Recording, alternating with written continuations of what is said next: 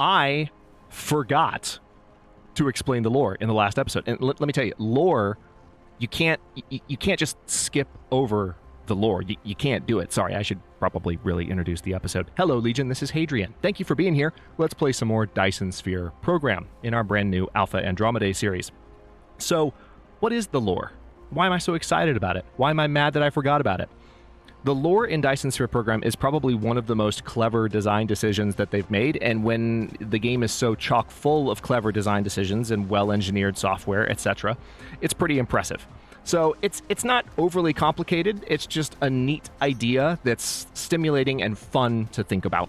So the idea behind why we are collecting all this energy from all these Dyson spheres that we're going to be building, and all the Dyson spheres that have been built out in the universe. The idea behind why we're doing that is that in the future, humanity has entered the simulation. We still live on Earth, but we're all living in a massive simulated reality for one reason or another. You can draw your own conclusions as to why that is. You can be apocalyptic about it, or you can just be futuristic about it. But we're all living in the simulation. Remember that at the beginning of the narration, as we were flying into the system, the advisor, before we turned him off, said, "Welcome to the actual universe." The reason he said that is that the basic narrative conceit behind Dyson Sphere Program, which I just think is so cool, is we are all, you and me playing this, you watching this, we're the ones in the simulation, and Dyson Sphere Program, the game, is our commands that we're sending out to these mechs in the real universe that are going out to gather energy from other stars for the center brain, which is the solar apparatus that's been built around our star that powers the simulation, that can't run anymore on just our sun. So we need to go out and get energy from additional stars and beam it back to center brain. Again, center brain is the central nexus of the simulation that powers it using our sun. So that's what we're doing. That's why we're building the Dyson spheres. And it's kind of low-key about it. The game doesn't spend a ton of time building up that information, but I love it. It's one of my favorite things about Dyson Sphere Program, and I just think it makes it an interesting narrative journey, even though you don't necessarily think about it a lot because you're just focused on your own factory and how pretty the game is and having a great time. So with that being said, let's jump back into our objectives for the foreseeable episode or two, because we're not going to be able to look too far ahead for a little while. We're just focusing on doing, again, one objective at a time. We want to work on getting these matrix labs built. And the matrix labs we'll be building, as I mentioned, we'll have two different matrix labs. We'll have the matrix labs that are producing the research cubes for the purpose of this massive research tree and this massive research tree. We have so many technologies that will require us to produce electromagnetic matrices. So what we're going to be doing is building one research lab that will build the matrices, and then we'll have another research lab that will consume them. And then we'll give orders to continue producing research and doing research like we've done already. And the research labs will do that work, producing those cubes and consuming those cubes in order to power the research automatically for us. So what we really need to do is get to a point relatively soon where we are automatically producing the electromagnetic matrices. Those require the two things that we've already built a lot of ourselves: magnetic coils and circuit boards. So let's start with just circuit boards. Circuit boards require copper ingots and they require iron ingots. So let's start with just the copper ingots. And as a matter of fact, we need a few more smelters than this. I can make up to 4 with what I have on hand in my inventory, so let's go ahead and queue that up. I'm just going to tell it to build all 4. You may recall that in the last episode, I did things kind of one at a time. So this is what it looks like when you give the replicator a lump build order, like a mass build order. It's going to build all the things it needs to build 4 of those in a row before it builds a single one. So you can either give commands to your replicator to build things one at a time, like I did with conveyor belts last episode, and kind of get them gradually but a little bit more quickly as you'll just get them a few at a time. Or you can say, I don't need them right away, just go ahead and start building all the things, and it'll be ready when it's ready. And you can, of course, step away. I can completely close the replicator and it runs in the background without us having to worry about it, which is quite nice. So I have these 3 smelters, and I want to think in terms of where things are going to go. There are 2 materials that are going to be refined from our iron ore. We're going to ignore stone and coal for just a moment, because if we think This is one of those areas in Dyson Sphere Program where if you think too much in advance of like where you want all of the resource production for these to be, you can really start to trip over yourself. So iron ore is going to produce iron ingots when refined through a smelter, and it's going to produce magnets. So magnets are this resource here. They look like just these rings. I often call them rings by mistake because they're rings. So we've got the magnets and we have the iron ingots. These two will be produced by smelters using iron ore. So we're going to need 2 rows, one for input and one for output. So 4 total per smelter. So 2 total per smelter, 4 total since we're going to have 2 different types of resources being produced from that. And they will probably have rows of smelters like so. So let me go ahead and show you a bit of what I'm going on about. So I suppose what I would like to do initially here is think about where things are going to be going forward. So for example, we are going to be building, using an assembling machine, we're going to be building circuit boards using iron ingots and copper ingots. That's the end goal for what we are working on right now. Then we can do the same thing we're doing now for magnetic coils. Once we're producing both of these from assemblers, we can then start getting electromagnetic matrices built. But for now, the circuit board is what we want to build. So I need copper and iron ingots to be accessible by one structure or set of structures. And if this isn't making sense yet, visually, it will start to make sense very, very soon. Let me go ahead and queue up. It looks like I might need to grab some additional metal here. That's fine. Notice that because I have these storages now, I don't have to run back and forth anywhere. I can just walk up to it and grab a massive stack of it. That's 300 that I just grabbed in, well, a little bit less than 300 because one of the stacks wasn't complete. But you get the point. You can do a lot very quickly in this. So I'm going to continue to do these one at a time so that I can have more conveyor belts sooner, as I just explained. The game is popping up a bunch of dialogues because it doesn't know that I'm commentating while recording and is trying to get me to do things because it has a pretty good built-in tutorial, so it's just making sure that I'm making progress. So if we need those 2 different types, I think I know how I want this to go. So let's see. I want to think in terms of where the smelter is going to go.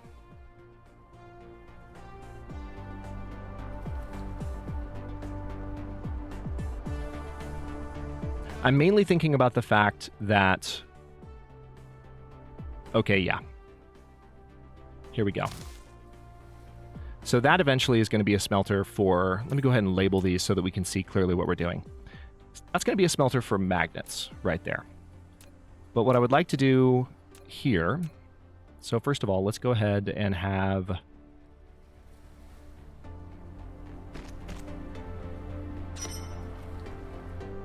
Or you know what?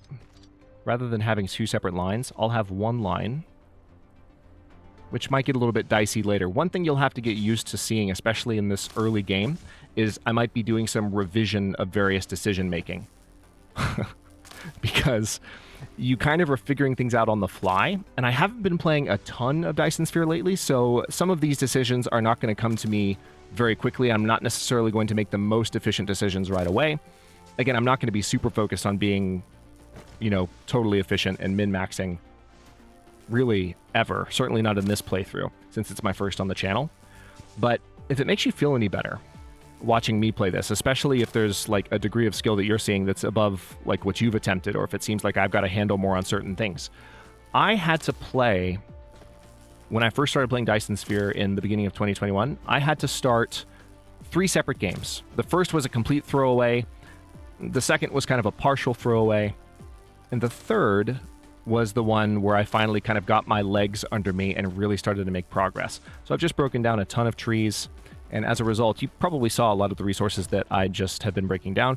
We got some titanium ore, some silicon ore, and what that does, these 2 resources, those are going to be available in larger quantities later on, once we've actually started visiting other worlds. You can't really find them in large quantities on the home planet, but when you break up rocks, like I just did, you can get some of those more advanced resources. And we also got some organic crystal, we got some plant fuel, and we got some logs from breaking down so much stuff. So let me quickly, while I'm thinking about it, I'm going to grab some additional coal. We're going to just stuff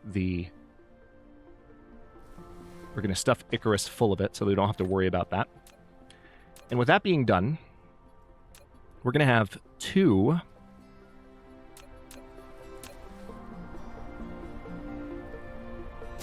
sets of smelters running off of one line here. And this is what I was saying could get a little bit interesting later on. Let me go ahead and queue up the order for a few more Tesla towers. Again, I know I can build those multiples at once, but I'm not super concerned about how long that's going to take. I'd rather just have, or I suppose I should say I am concerned about how long it's going to take, because I want to build a few more at a time. So, or a bit fewer at a time, I should say. So there's that. And now all of those are powered. So let's also get some sorters built.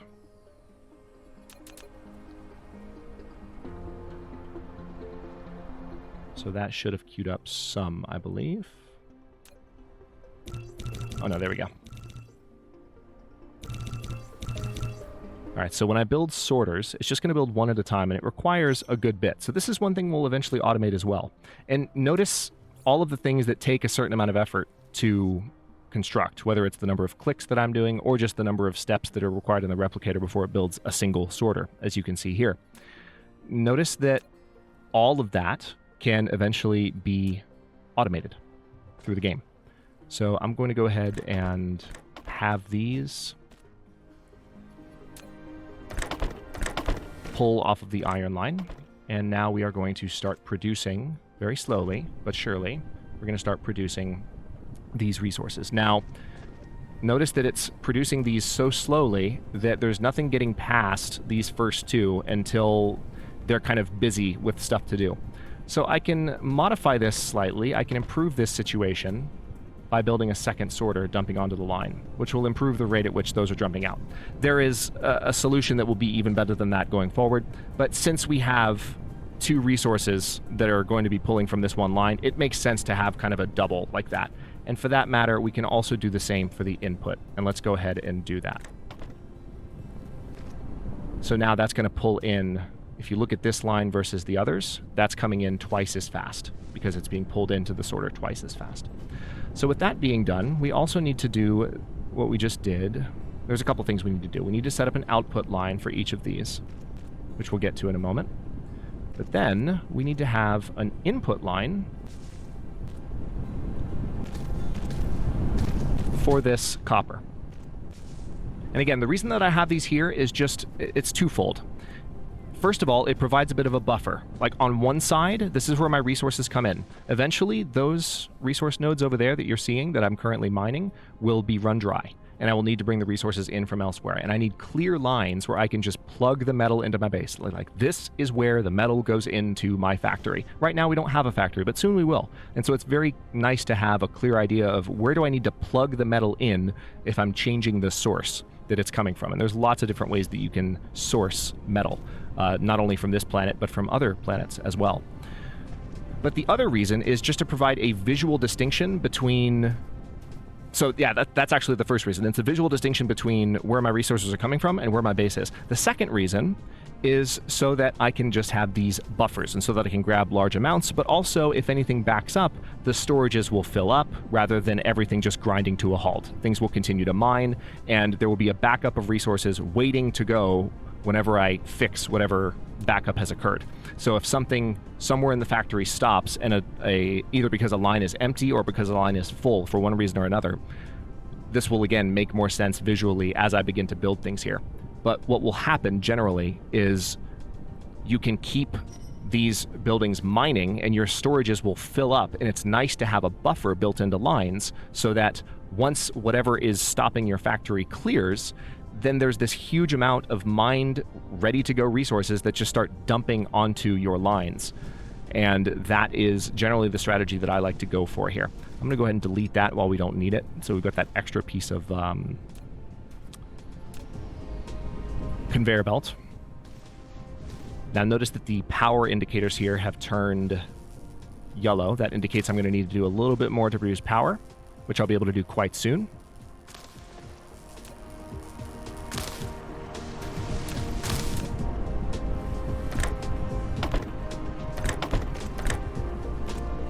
All right, and then we will start outputting iron right here.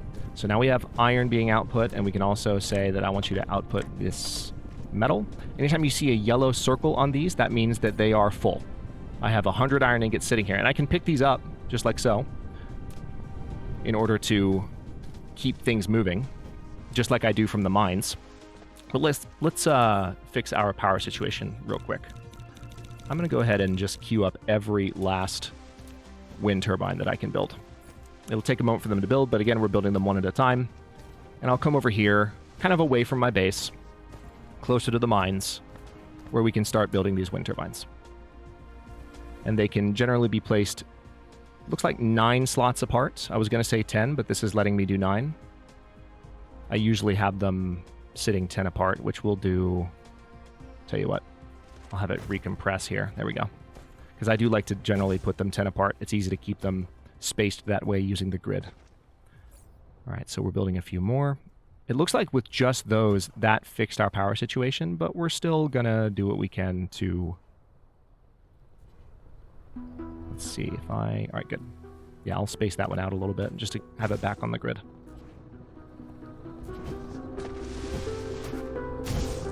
Perfect. Now we can check our power situation to see just how far ahead we are, and we're about doubling our consumption again, which is good. So now let's head this direction. And we're going to set these up, as you can imagine, to produce these copper ingots.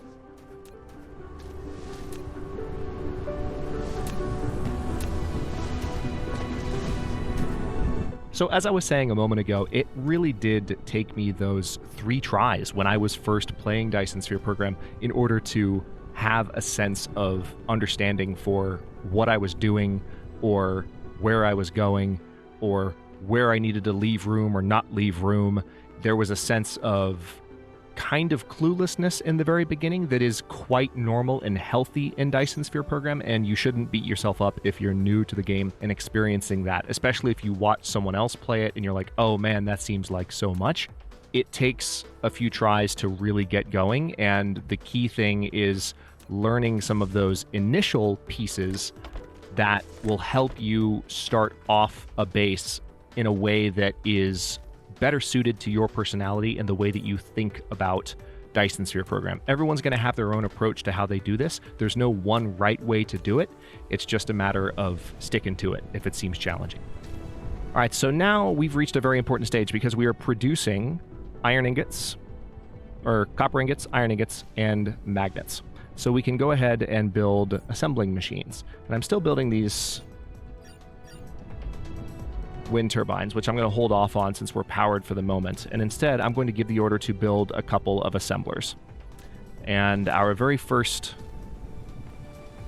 assemblers are going to be building something very important. But before I do that, I'm going to go ahead and stretch these lines out a bit. And the reason is, I actually want these smelter lines to be potentially longer. At least maybe 6 or 8 smelters in total. Eventually we'll get to a point where other upgrades can replace the need to just have additional smelters, but I would love to have multiple smelters working this line just to maximize the productivity of these lines going forward. We can worry about making it more efficient later on, but I want to make room for there to just be more smelters here before we start cramming other stuff into this space, if that makes sense. And there we go. So now we can see those copper ingots moving down towards the line. If you stand, of course, close to the spots that you've ordered your construction drones to build, that gets stuff done quite quickly. And you'll eventually have more construction drones and they will move faster. So everything that you're seeing in terms of speed can be increased later on. All right, so now with that being done, there's a couple of different things that I could do here. I could actually have a separate, and I'm tempted to do it. Yeah, I'm going to do it. This is going to seem slightly over the top. Or maybe not. Maybe it'll be worthwhile. But what I'm going to do is, just for these 3 resources to start out, I'm going to have some additional storage. So we have a second kind of area where things are buffered and built up. And then on the other side of that, we'll have a factory starting. There's not a ton of room, but before long I should be able to at least pave this part over. I don't want to do too much destruction of the natural environment. You might be happy to know that I typically don't tend to pave over my home planet as some players do. I like to keep, this natural beauty pristine, especially now that we have these nice clouds. So we're going to try and keep it that way. But, you know, to each your own. It's a video game, and whatever you would like to do and whatever kind of story you would like to tell as far as how you're treating the worlds that you're harvesting, you do you. It's just what I'm going to do is focus on not completely draining this planet of all of its natural beauty. Actually, hang on. Let's space these a little bit differently.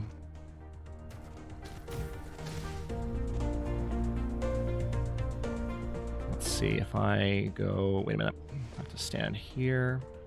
Lack of item. Yeah, I guess I don't have one, do I? Thought I had a few more ready, so we'll build a few more just so that there's a clear visual distinction. And see, that's going to bug me too. We're going to rotate these. There we go.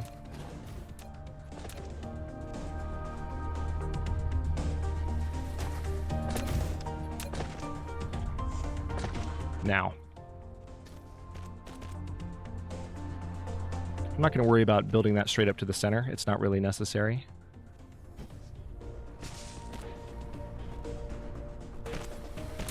And we'll build a few more smelters here. Let's see. Oh, that was my mistake. Sorry, not a few more smelters. A few more sorters is what I meant. And now what we'll need to do, obviously, if we're going to have sorters, we need to beam some power over to them. So for now, what I'll do is let's set up an additional Tesla tower. Say, I want to kind of look at where the sphere is falling there. Perfect. And that should be close enough. Also perfect. Very good. And then I can put this one there. And that covers everything. So now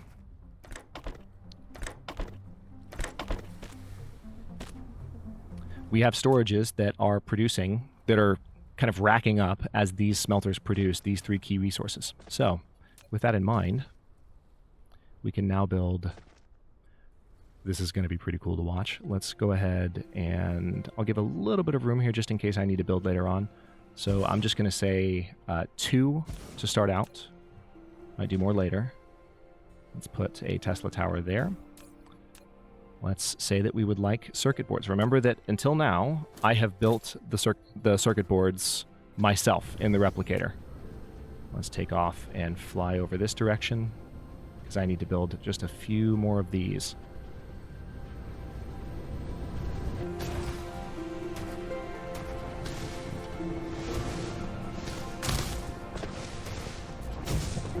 So by now, some of the activities that I'm, for instance, you know, I'm building additional wind turbines right now. Some of the things that I'm doing will be a little bit more intuitively sensible. I'm not focused on having like a lot of tutorial-like content in this series, but I am, again, trying to explain what I'm doing as I do it. So as I work my way around commentating on this game for the first time, I think I'm erring on the side of being a little bit more thorough as we begin. But now watch this, because those are perfectly spaced. Oh, but I'm lacking some items. Hang on, let's make some additional. There we go. Already making a few more.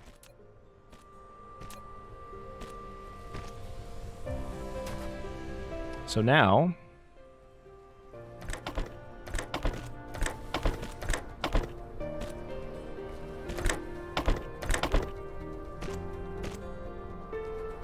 go ahead and just pull that off the line real quick. These are producing chips for me. I don't have to build them myself anymore. I already have 12 sitting right here because it makes 2 at a time. So now what I would like to do is I will, because I have this body of water here right now, and that's kind of obnoxious, I'm going to cross it. This is a little bit spread out, but it's better to spread out in the early game than it is to be too condensed. Because you need to build, and you'll see very quickly, if you're not seeing already, there are a lot of buildings that can kind of run together if you're not paying close attention to how you build things. So this is going to seem quite spread out, but it's because I'm leaving room, as I did with the smelters earlier, for additional things. All right, so still working on getting a few things built over there, but I want to come back over here because there's something else that I would like to build. Now, come to think of it, if you're experienced with Dyson Sphere Program, you're seeing what I'm hmming at. So I need, in order to make... Oh, you know what? No. Hang on. Pretty simple solution. I was just thinking in terms of going purely horizontally the way that I'm going. I need these and these together. I need the magnets and I need the copper together in order to produce the other good here. But we're going to be okay. It's going to work out. Watch this. So let's build a couple more. All right, we're waiting for that second one to be built in our fabricator, or replicator, rather.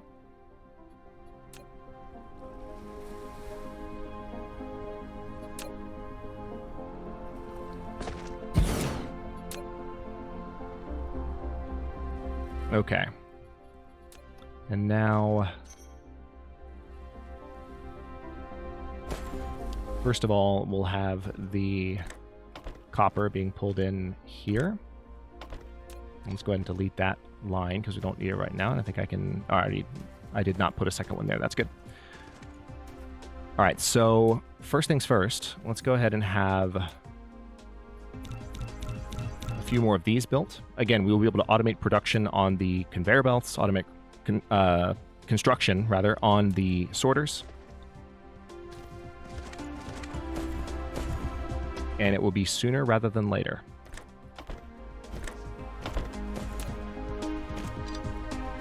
All right, so these will produce magnets.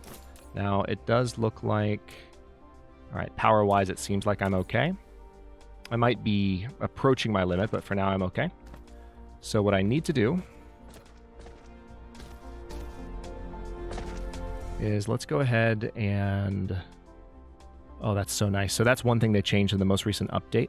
Because there's a sorter there, it's not quite working optimally, but that's okay. I'm going to do this. Notice that. It does that for me automatically now. So it's automatically building a quick arch. Oh, I love that. That's brand new. That is... I've literally never done that before this very moment. So now...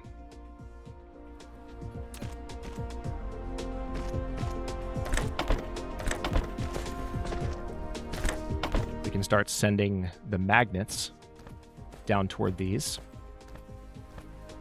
And it does look like we need to build an additional Tesla coil, or there it is, Tesla tower, but that's okay. I'll go ahead and build it there. It's a little bit close to the other one. I would normally build them that close, but that's okay. So now we're producing both of these automatically. And these buildings, look, they're both already full. Completely full. So, what now, you might ask? Well, we now have what we need to build the Matrix Lab, and that is our objective from the beginning of the episode. So before I wrap up here, let's go ahead and get some automated research going because we are pretty close to having it completely ready to go.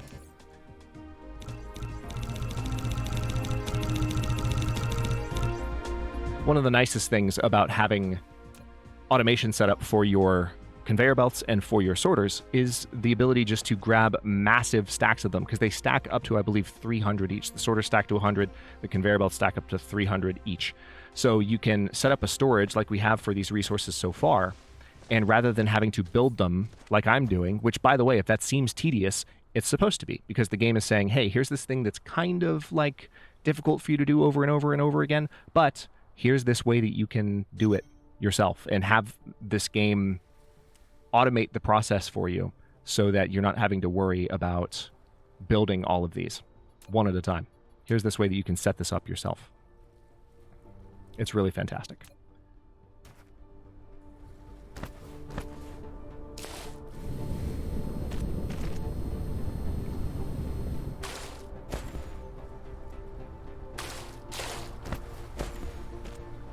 All right, so notice that I've kind of got a spot highlighted, and as the game builds additional conveyor belts, more spots are becoming available for me to build.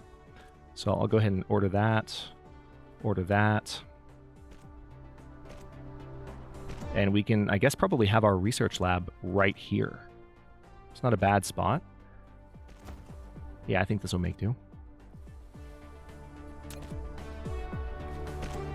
Let's see how far along we are. Okay, we can do a few more here. Okay. And it looks like it's a little bit too wide. Tell you what, if we replace this and move it slightly. I thought that was going to be wide enough, but not quite. So this is going to be our matrix lab.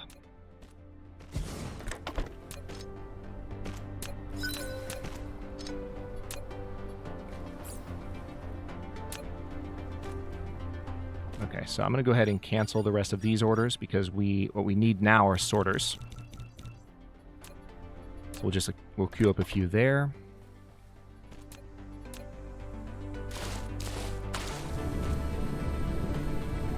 Now we do need to get power across this small body of water.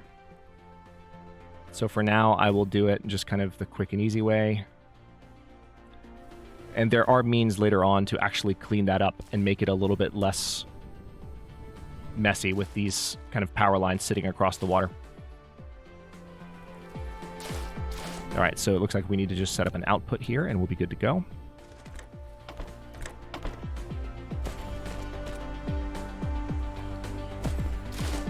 Now I'm going to tell this that I want it to produce cubes. And notice that it's already taking in the computer chips, no longer having to build them myself. And now one more very important step. And for the way we have this set up right now, I'm not even going to use any lines. I'm going to connect these two buildings directly to one another. Now watch this. All right, so those are now taking in cubes, 2 at a time, because I have the 2 sorters set up. And before we end here, I will go ahead and order the research of, let's say, fluid storage encapsulation. Definitely the electromagnetic drive. And if you look at our manual research there, I'll leave that up because it's a good way to track the progress of research automatically. Isn't that beautiful? It's going down. The reason it's not showing anything higher than 0 is that it's taking the resource that's being plugged in as quickly as possible, just like happened with our coal in the previous episode. It's taking that resource and it's plugging it into the resource. So now it only needs 40, now it only needs 39, now it only needs 38, etc. And that is all happening on its own as a result of the automation that we've accomplished this episode. So, with that being done, and since we're a little bit past the 30-minute mark, I'll go ahead and stop this episode here. In the next one, we are going to focus on unlocking some additional research options now that we have our research going. Maybe do a few things to make this a bit more efficient, but I'm pretty happy with what we've got so far. So we'll just kind of double check it and make sure that it's running well and continue to progress towards having an actual factory going. And we're already kind of there. But it's going to get bigger and better and more complicated and yet more satisfying than you can possibly imagine. Thanks for watching. If you enjoyed this episode, don't forget to like the video and subscribe to follow along. New episodes are coming out every day at noon U.S. Eastern Time. Comments are always welcome. Let me know what you think, and I'll see you next time.